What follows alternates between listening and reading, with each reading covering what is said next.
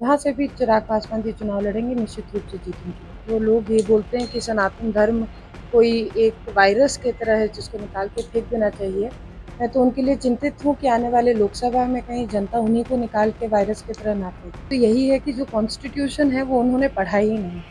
अगर कॉन्स्टिट्यूशन पढ़ते तो ये विवाद या ये ख़्याल जो उनके मन में है, वो कहीं से आता ही नहीं। नमस्कार, बिहार तक देख रहे हैं आप। मैं हूं राकेश।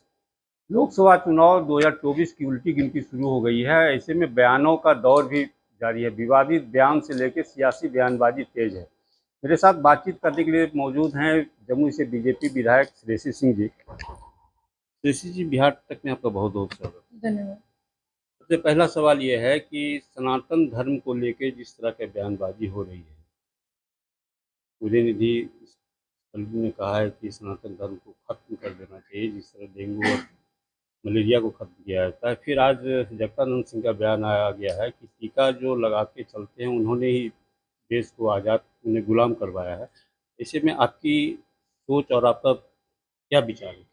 देखिए, जो लोग भारत को तोड़ने की बात करते हैं, जो लोग ये बोलते हैं कि सनातन धर्म कोई एक वायरस की तरह है जिसको निकाल के फेंक देना चाहिए, मैं तो उनके लिए चिंतित हूँ कि आने वाले लोकसभा में कहीं जनता उन्हीं को निकाल के वायरस की तरह ना फेंक दे। तो ये क्या लगता है, ये मुद्दा बनेगा क्या लोकसभा में? बिल्कुल भी ये कोई मुद्दा ही नहीं है, ये तो आप खिलवाड़ कर रहे हैं भारत के हर उस सिटीज़न के साथ जो सनातन धर्म को फ़ॉलो करता है। दूसरा मुद्दा आ रहा है इंडिया बनाम भारत। एक वक्त था जब हम लोग कहते थे president of India, prime minister of India. अब कहा जा रहा है president of Bharat, prime minister of Bharat. क्या कहेंगे? देखिए, मैं उम्मीद करती हूँ कि आपके सभी दर्शकों ने और आपने स्वयं कॉन्स्टिट्यूशन ऑफ इंडिया पढ़ा होगा। कॉन्स्टिट्यूशन यानी कि संविधान में भी यही लिखा हुआ है, इंडिया दैट इज़ भारत। तो ये कहीं से भी नाम बदलने की तो बात नहीं है। जो प्रधानमंत्री इंडिया के वही प्रधानमंत्री भारत के हैं, जो राष्ट्रपति इंडिया के वही राष्ट्रपति भारत के हैं। India that is Bharat.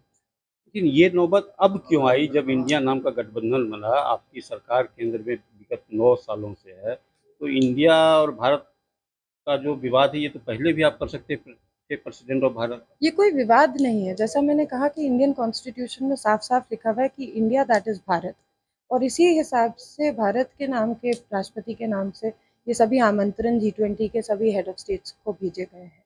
जहाँ तक हम ये आमंत्रण की बात करते हैं, देखिए पहली बार भारत में इतना बड़ा लेवल पे ये जी20 का कार्यक्रम किया जा रहा है। इससे पहले एक किसी भवन में छोटा-सा कार्यक्रम कर दिया जाता था, कॉन्क्लेव कर दिया जाता था।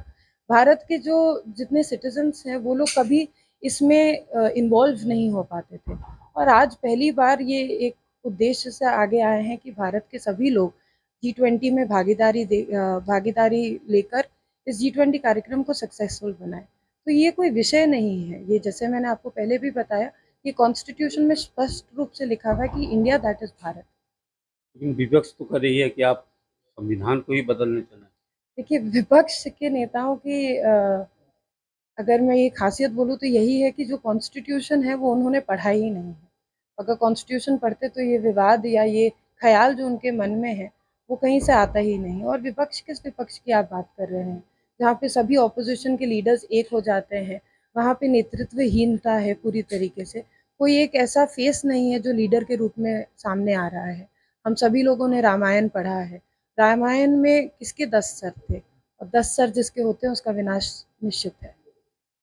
नमस्ते। जी। तो 2024 लोकसभा को श्रेयसी किस रूप में देख रही है? क्या लगता है कि फिर से केंद्र में मोदी के नेतृत्व में सरकार बनेगी?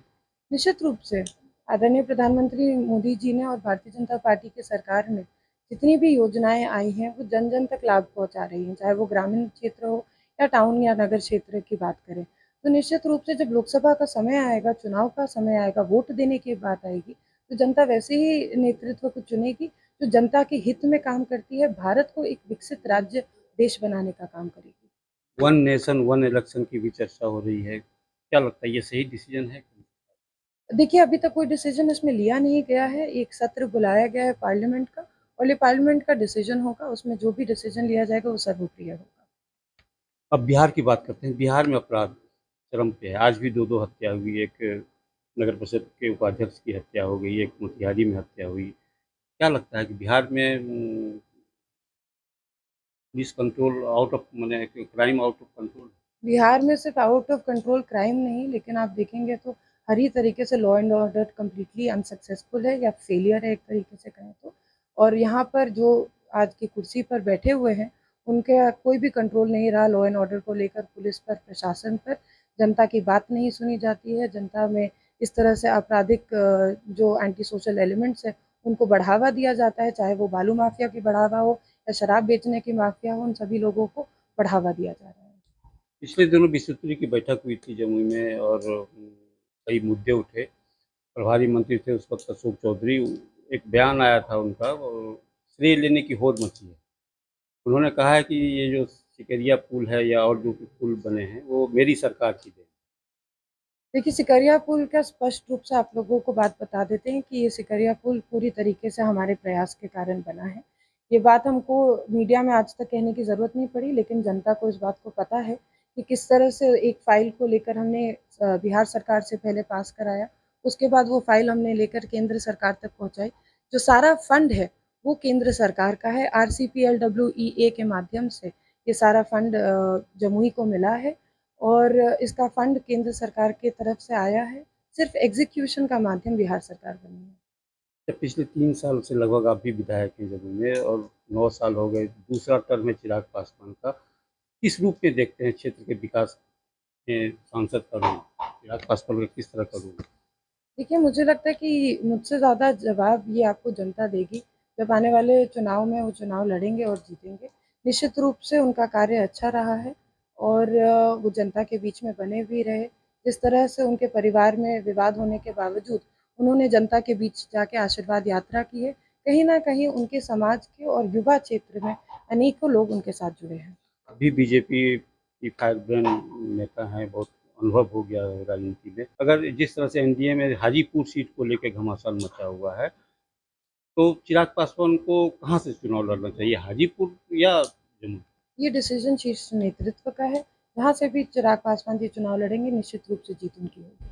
आखिरी सवाल श्री जी आपसे कि अगर शीर्ष नेतृत्व बीजेपी का शीर्ष नेतृत्व आपको ऑफर करे कि आपको लोकसभा से चुनाव लड़ना है, तो श्री जी का क्या डिसीजन? वर्तमान में हम जमुई के विधायक हैं और जमुई की जनता की सेवा कर रहे हैं।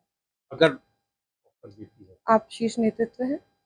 शीर्ष नेतृत्व नहीं है, अगर ऑफर देती है? देखिए, हाइपोथेटिकल सवाल जवाब करने का हमको कोई रुचि नहीं है। जैसा हमने कहा कि वर्तमान में जमुई के विधायक हैं और जमुई की जनता की सेवा कर रहे हैं। तो ये थी मेरे साथ जमुई से बीजेपी विधायक श्रेयसी सिंह जी, जिन्होंने मेरे सारे सवालों का बेबाकी से जवाब दिया। राकेश कुमार सिंह, बिहार तक, जमुई।